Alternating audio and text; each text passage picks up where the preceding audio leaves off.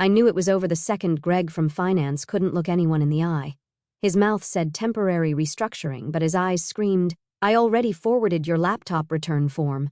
The whole company jammed into the main Zoom call like digital sardines, cameras off, mics muted, hearts thumping like a server farm overheating in July. Then it came, to maintain shareholder confidence, we'll be implementing surgical layoffs. Surgical, like a scalpel, like I was some kind of gangrenous toe they had to lop off before the infection spread to the stock price.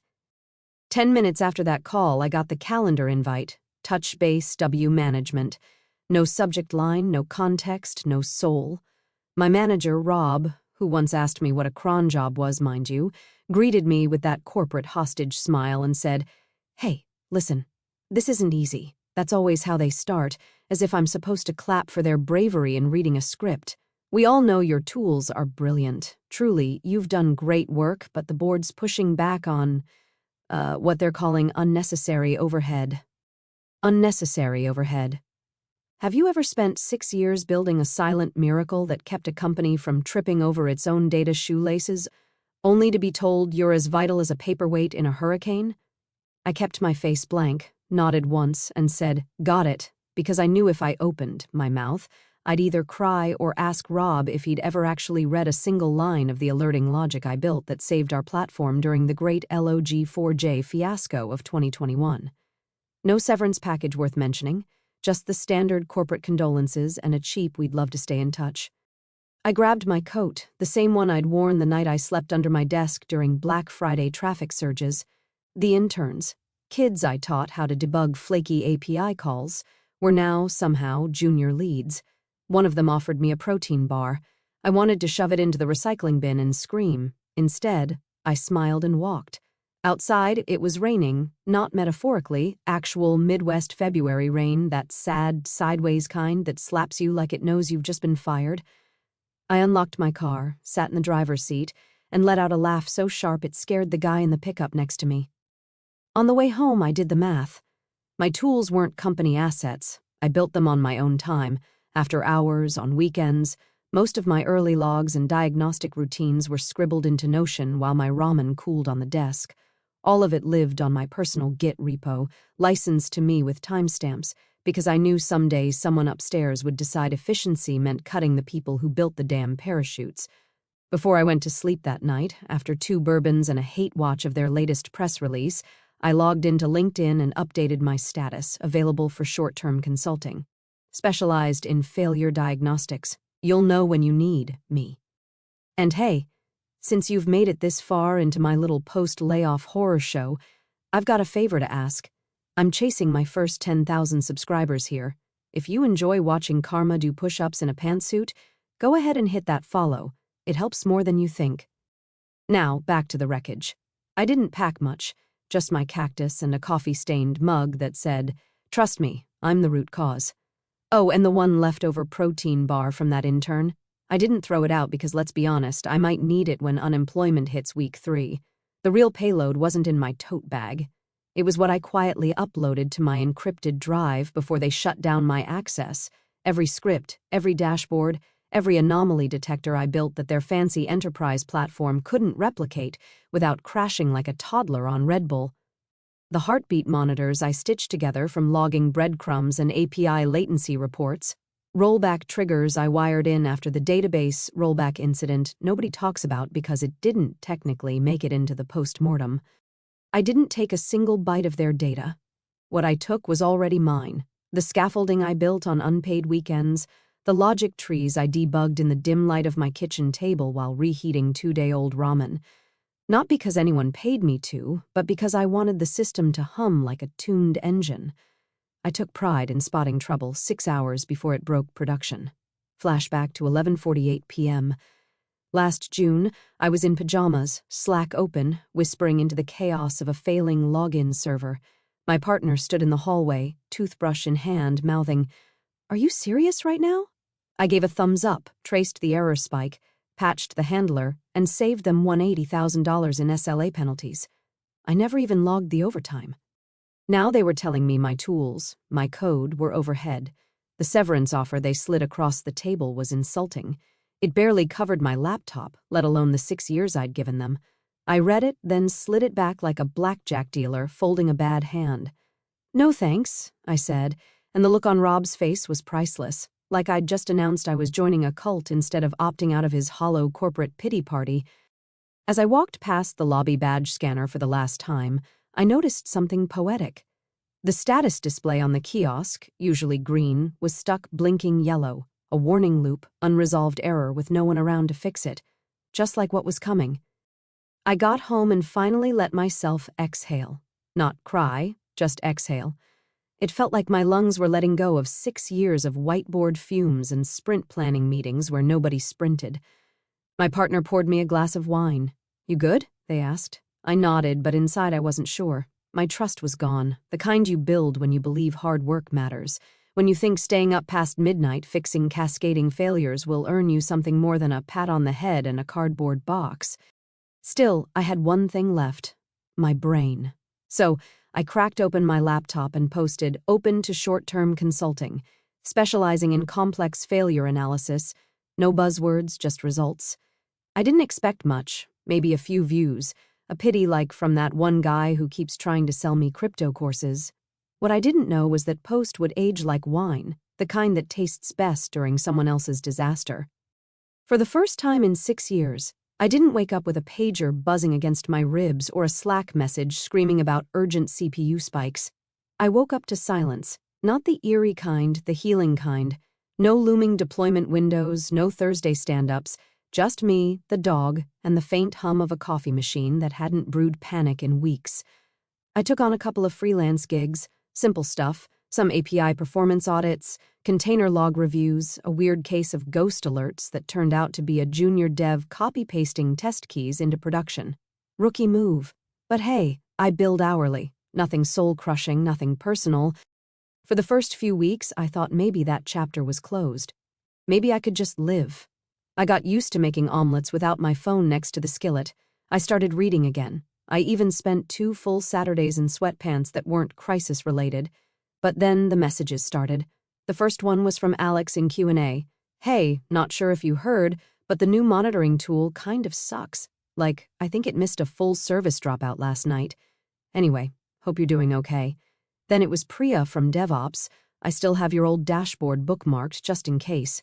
I mean, nobody's really sure how this new vendor thing actually correlates anything." Then Jeremy, sweet summer child Jeremy, who once thought serverless meant no maintenance ever. They don't even send alerts until after customers start complaining. It's like flying blind, but with jazz hands.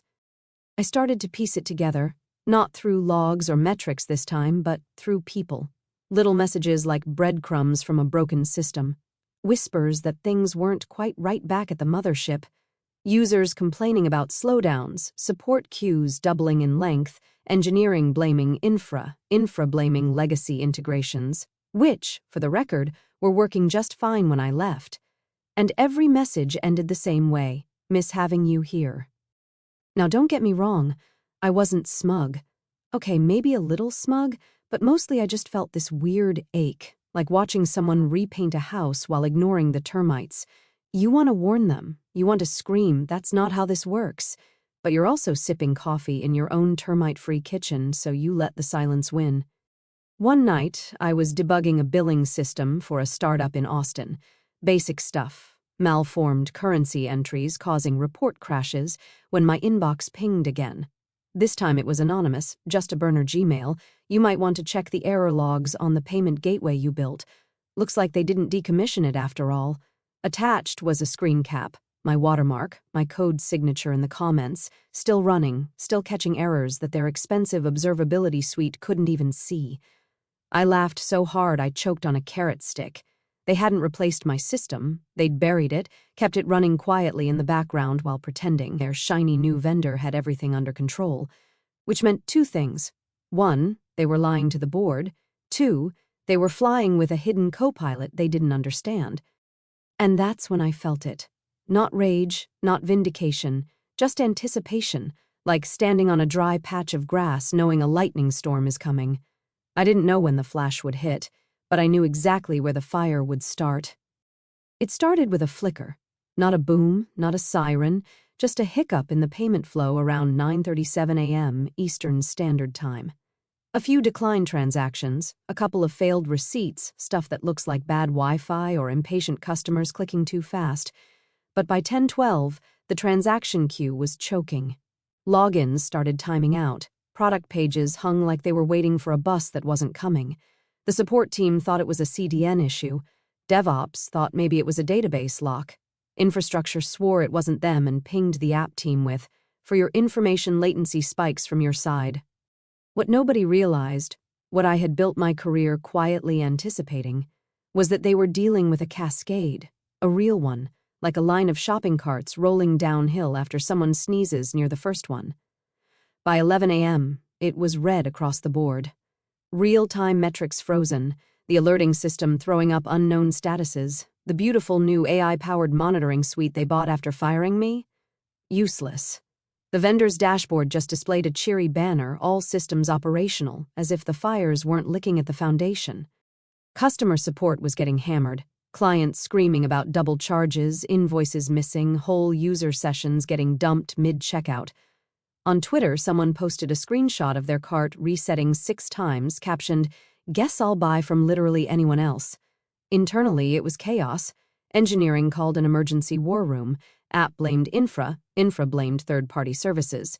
The CTO apparently shouted, "This wouldn't be happening if the diagnostic tools worked." And someone had to gently remind him those tools were, in fact, deprecated during the cost-efficiency realignment. The outsourced IT vendor, bless their hearts, responded with the kind of boilerplate you'd expect from someone who didn't even use the product they were supposedly supporting. "Have you tried restarting the affected services? Can you reproduce the issue in staging?" "Yes, Carl, we'll just reproduce a platform-wide meltdown in staging. Maybe we'll serve popcorn, too." Somewhere around noon, a VP made the mistake of saying out loud, "Maybe it's just a one-off. We should wait an hour and see," which would have been fine if the company hadn't just locked out 4,000 users during payroll processing. I got wind of it not through news alerts or LinkedIn posts, but through my inbox. 5 messages in a row. One from Jeremy, "Shit's hitting the fan, big time." One from Priya, "They're scrambling." Nobody knows what's broken. Honestly, it feels like a memory leak. Then a single sentence from Alex that hit like a gut punch, "We could have caught this with your tools." That one hurt more than I thought it would. Meanwhile, the board was breathing down necks. Clients were threatening SLA penalties, and I can guarantee some poor product manager was 2 seconds away from bursting into tears because someone in legal asked whether this counted as a data exposure event. It didn't, not yet. But they didn't know that because no one could know that anymore. Their plane was in a nosedive, and they'd fired the only one who could read the altimeter. The first call came in at 12:46 p.m. I was elbow-deep in a half-eaten sandwich and not in the mood to entertain ghosts. But there it was. That number, still saved in my phone as company that cried overhead. I let it ring until it died. Then it rang again, same number, decline. I checked my email out of habit, expecting spam or invoices. Subject line, "Can we talk urgently?" From the CTO. No salutation, no emojis, just that flatline sentence sitting in my inbox like it had been exhaled under duress. I stared at it for a good 30 seconds. Could have deleted it. Could have replied with a meme. Could have printed it out and used it to line the cat's litter box. But no, I clicked reply, "Hi, I'm currently available for emergency engagements. Rate? $750 per hour, 4-hour minimum, paid upfront, plus $15,000 surge fee for same-day onboarding. NDA goes both ways. You'll get the fix, I'll get the receipts." Hit send, closed the tab, went back to my sandwich. The reply came 7 minutes later, agreed. "Sending payment now. Zoom link below. Thank you." And just like that, the power dynamic flipped. I set up in my home office, turned on the ring light I swore I'd never use again, and clicked the Zoom link. Their virtual war room looked like a high school group project gone to hell. 8 faces, most of them gray and blotchy from overhead fluorescence. The CTO looked like he hadn't slept in 2 days. Rob, my old manager, was there too, eyes darting like he was waiting for the ceiling to fall. "Thank you for joining," the CTO said. His voice, like humility, was actively clawing its way up his throat. "We're experiencing a major disruption, and we'd appreciate your insight." I nodded once. Screen share. They blinked, then someone fumbled with Zoom permissions. Within moments, I had the logs up, and what I saw didn't shock me, not even a little. The memory usage was spiking like a bad acid trip. The same third-party module I flagged 8 months ago was still in production, still leaking memory like a sieve with commitment issues. "Here's your issue," I said, circling it with my cursor. "It's not new. It's just finally loud enough to wake the board." Dead silence. Rob, bless him, tried to open his mouth. I didn't let him. "You replaced a predictive tool with a reactive one. You got alerts, not insight, and now you're surprised the dam broke." One of the engineers stammered, but the vendor said they fixed that in the last update. I just smiled. They didn't. I ran a quick patch, flagged the downstream dependencies, and gave them a list of what needed to be refactored immediately and what could wait until they stopped hemorrhaging user trust. Total time, 38 minutes. "You'll see stabilization in under an hour," I said, closing my laptop. "You're welcome." The CTO cleared his throat. "Would you consider staying on? We can discuss terms." No, just that one syllable. Because it wasn't about money anymore. It was about boundaries, about not letting the people who once labeled me overhead pretend they suddenly saw value. I ended the call with a dry smile. Then I watched the live status page flicker from red to yellow, yellow to green. Sometimes Salvation wears a hoodie and charges extra for disrespect. Logging into that system again was like slipping on an old leather jacket, one that still fit like it was tailored to my spine, scuffed in all the right places. The interface had changed a bit. Someone had added a new font and buried my alerts 3 menus deep, like they were ashamed of them. But under the surface, it was all still mine. My logic trees, my heartbeat pings, my silent little sentinels blinking warnings into the void long after I'd been erased from the Slack channels. I tunneled into the logs first. Not the pretty ones they built for the exec dashboards, the raw stuff, the garbage data. I knew how to read that like Braille. Within 20 minutes, I'd found it. The same memory leak I flagged nearly a year ago, now inflated like a tick, ready to pop.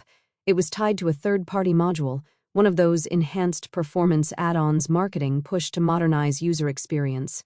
What it actually did was hoard memory like a doomsday prepper and refused to garbage collect unless manually prompted, which my tools had been doing regularly before they got tossed in the same dumpster as my badge access.